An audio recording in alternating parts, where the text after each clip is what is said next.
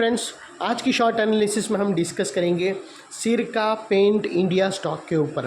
दोस्तों, आप लोगों को बता दूं कि ये stock beginning of this year January 2024 से करेक्शन के अंदर चल रहा है। मोटा मोटी देखो तो दोस्तों इसने 6 महीने करेक्शन में बिता दिए, यानी पूरा आधा साल। और करेक्शन में भी दोस्तों इसने दोनों तरह का करेक्शन किया है। इसने प्राइस वाइज करेक्शन भी किया है और टाइम वाइज करेक्शन भी किया है। सबसे पहले इसने प्राइस वाइज करेक्शन किया है, जहाँ पर स्टॉक बहुत ही बुरी तरह से डाउन साइड करेक्ट हुआ और अल्टीमेटली उसने टाइम वाइज करेक्शन के अंदर स्टॉक ने एक साइडवे बनाया, एक बेस बनाया और एक बॉटम बनाकर उसने ब्रेकआउट दिया है। फिलहाल अभी आप स्टॉक के अंदर देखो तो दोस्तों एक strong downward sloping parallel channel थी जो एक स्ट्रॉन्ग रेजिस्टेंस का काम कर रही थी।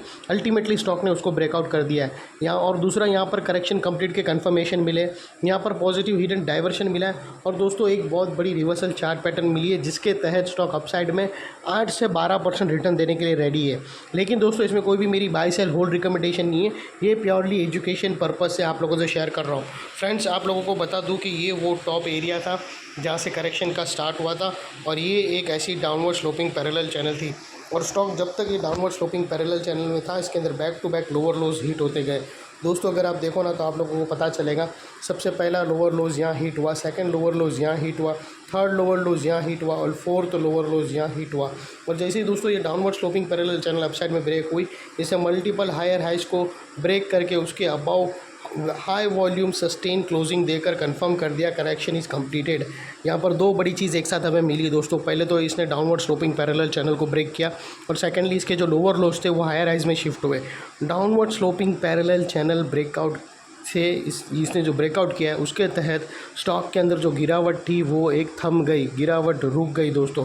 और सेकेंडली इसके अंदर जो back to back lower lows के जो सीक्वेंस थे वो स्टॉप होके हायर हाइज बनना स्टार्ट हो गए, जिसके तहत हमें पता चलता है कि स्टॉक के अंदर बॉटम लग गई। यहाँ से ट्रेंड चेंज हो चुका है। जब भी दोस्तों लोअर लोज के बाद हायर हाइज बने, हम मान कर चलते हैं कि स्टॉक के अंदर बॉटम लग गई। जब तक कोई नया लोअर लोज नहीं मिलता तब तक हम मान कर चलेंगे कि अपसाइड ट्रेंडिंग मार्केट में एंटर हो चुका है स्टॉक। और सेकेंडली दोस्तों बात कर लेते हैं रिवर्सल चार्ट पैटर्न की। तो दोस्तों अगर आप लोगों को मैं RSI डालकर बताऊं तो फ्रेंड्स, दोस्तों अगर आप RSI डालकर देखो दोस्तों तो आपको यहाँ पर क्लियर कट दोस्तों अगर आप RSI डालकर देखो और फ्रेंड्स मेरे को MACD डालने का था दोस्तों। अगर मैं आप लोगों को MACD डालकर बताऊँ तो यहाँ पर क्लियर कट हमें पॉजिटिव डाइवर्शन मिलता है दोस्तों। अगर आप देखो प्राइस एक्शन के जो लास्ट लोअर लोज बने थे वो ये एरिया था फ्रेंड्स और वो डाउन साइड में था। वही अगर आप ऑसिलेशन देखो MACD के तो दोस्तों वो अपसाइड में टिल्ट हुए हैं और यहाँ पर ब्रेकआउट होके पॉजिटिव डाइवर्शन ने कंफर्म कर दिया अपसाइड में ब्रेकआउट, जो एक स्ट्रॉन्ग अपसाइड मोमेंटम पंप करेगा फ्रेंड्स। और दोस्तों सेकेंडली बात कर लेते हैं रिवर्सल चार्ट पैटर्न की। तो दोस्तों यहाँ पे हमें बेहतरीन reversal chart pattern rounding bottom मिली है दोस्तों। अगर आप देखो तो यहाँ पर क्लियर कट एक राउंडिंग बॉटम ब्रेकआउट होते हुए मिली है। और दोस्तों ये जो जिसकी नेकलाइन निकल कर आती है समवेयर अराउंड 340 के आसपास। और दोस्तों ये जो राउंडिंग बॉटम है इसका जो एरिया है दोस्तों ये 8 से 12% का एरिया है, जो अपसाइड में ब्रेकआउट होने के बाद अनदर 12% रिटर्न देगा। और दोस्तों वो लिहाज से अगर स्टॉक का जो टारगेट्स निकल के आता है वो अभी सीधा 380 रुपीज़ का आता है, जो तकरीबन 8 से 12% के बीच में होता है। और यहाँ पहुँचने से पहले बीच में कुछ रेजिस्टेंस है जो स्टॉक फेस करेगा, वो समवेयर अराउंड यहाँ पर है दोस्तों, जिसको हम ब्लू में कर देते हैं।